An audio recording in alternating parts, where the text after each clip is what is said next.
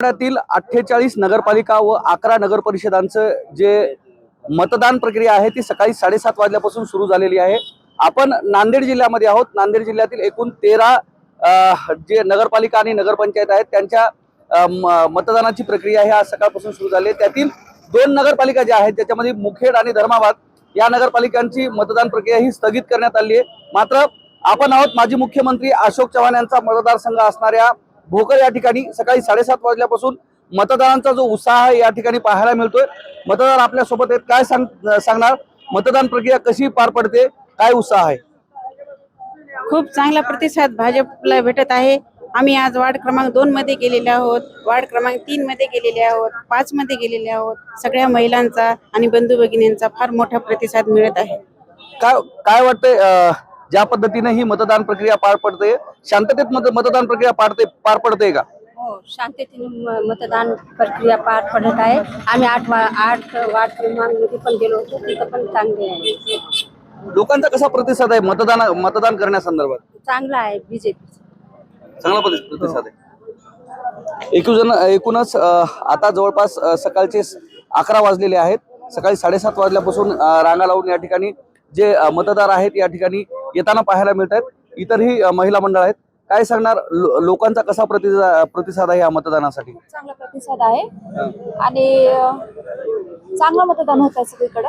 चांगलं मतदान आतापर्यंत किती टक्के झाले मतदान, काही कल्पना आहे? नाही, कल्पना नाही काही। हा, मदत कोणाला येऊ दिलं नाही ना सध्या।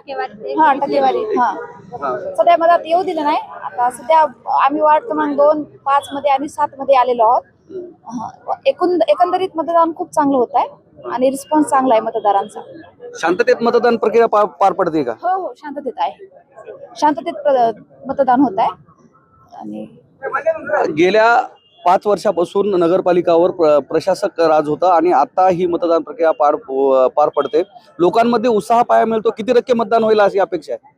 कारण नेहमीच 60 किंवा 65% होत असते, मात्र यावेळेस जास्त होण्याची शक्यता आहे का? आहे 100% जास्त होईल आणि चांगला रिस्पॉन्स आहे मतदारांचा। आणि 60% होत असेल तर यावेळेस 20% का होईना पण वाढून प्रतिसाद आहे। 80% का होईना मतदान होईल, चांगला रिस्पॉन्स आहे। महिलांचा कसा प्रतिसाद आहे? कारण महाराष्ट्रात आणि मराठवाड्यात महिला मतदारांचा टक्का जो आहे तो खूप जास्त आहे, म्हणजे जवळपास 48% महिला मतदार आहेत। या ठिकाणी महिलांचा प्रतिसाद कसा आहे? महिलांचा उत्साह पाहायला मिळतो भरपूर, कारण सगळ्यात जास्त मतदान म्हणजे आता इथं लाडक्या बहिणी असल्यामुळं खूप चांगला रिस्पॉन्स आहे महिला वर्गांचा। त्यामुळं आकडेवारी भरपूर वाढणार आहे मतदानाची, त्याच्यात काही शंका नाही। तर महिला मतदारांचा प्रतिसाद आहे तो मोठ्या प्रमाणात या ठिकाणी पाहायला मिळतोय। बाजूला आपण पाहू शकता की हे मतदान केंद्राच्या बाहेर असणारे हे पेंडॉल आहे, त्याच्यानुसार या ठिकाणी पोलचीट जी आहे वाटप होत असल्याचं पाहायला मिळतं। या ठिकाणी मतदार आणि त्या पक्षाचे जे काही काउंटर आहेत ते या ठिकाणी पाहायला मिळत आहेत आणि मतदार यांच्यापर्यंत येऊन आपलं यादीतील नाव निश्चित करून या ठिकाणी मतदानाकडे येत असतानाचं पाहायला मिळते। बाकीची इतर मंडळी आहेत, काय सांगणार? आज ही मतदान प्रक्रिया सुरू झालेली आहे, कसं पाहता या सगळ्या गोष्टीकडे? प्रशासक राज 4 ते 5 वर्ष होते। कसं आहे, अनेक वर्षापासून निवडणुका रखडलेल्या होत्या। यामध्ये मतदारामध्ये आता खूप मोठा उत्साह दिसतो।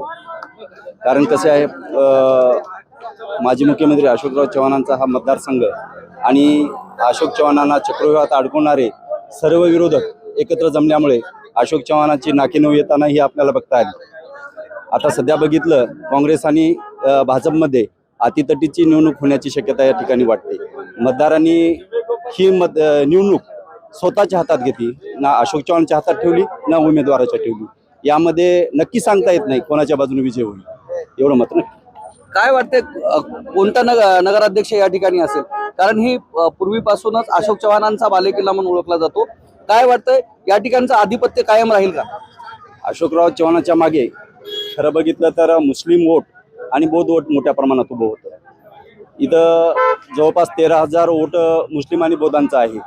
आता तरी अशोक चव्हाणांच्या मागे हे वोट दिसत नाही, त्यामुळे अशोक चव्हाणांची नाचक्की होताना मात्र नक्की दिसत आहे। नक्की सांगता येत नाही। नगरसेवक अशोक चव्हाणांच्या बाजूने भरपूर येतील, पण अध्यक्षाची बाब तर काँग्रेसच्या बाजूने आजही मला वैयक्तिक वाटते की टपमध्ये आहे। काय वाटतंय त्यांनी जे म्हणलेले त्याच्यात कितपत सत्यता आहे? वाटते का नगराध्यक्ष पदाची जी माळ आहे ती कुणाच्या काळात पडेल असं वाटतं? दांडव्याच्या नाही, कोणत्या पक्षाचे असतील? बीजेपी बीजेपीची असतील हो. असं वाटतं. तुम्हाला काय वाटतंय दादा? बीजेपी दंडवे सर, तुम्हाला काय वाटतंय? दंडवे सर बीजेपी पार्टीच्या गळ्यात पडला बीजेपीच्या. तर या ठिकाणी काही जणांना वाटतं की या ठिकाणी भाजपचा नगराध्यक्ष होईल, तर काही जणांना वाटतं की या ठिकाणी काँग्रेसचे नगराध्यक्ष या ठिकाणी येतील, कारण हा पूर्वीचा काँग्रेसचा मतदारसंघ आहे आणि तो कायम असल्याचं इतरांकडून बोलल्या जाते. दरम्यान सकाळी 7:30 वाजल्यापासून ही मतदान प्रक्रिया चालू असून आतापर्यंत ही मतदान प्रक्रिया शांततेत पाडत असल्याचं या ठिकाणी पाहायला मिळते. दरम्यान आजच्या कालावधीमध्ये सकाळी 7:30 वाजल्यापासून सायंकाळी 5 वाजेपर्यंत ही मतदान प्रक्रिया सुरू असणार आहे आणि उद्या सकाळी 7:30 ते 8 वाजल्यापासून मतमोजणीसाठी सुरुवात होणार आहे आणि नेमकी विजयाची माळ ही कुणाच्या गळ्यात पाडती हे पाहणं औत्सुक्याचं ठरणार आहे. कॅमेरामन सुधाकर सह मी धनंजय सोळंके, टाइम्स नाऊ मराठी, नांदेड.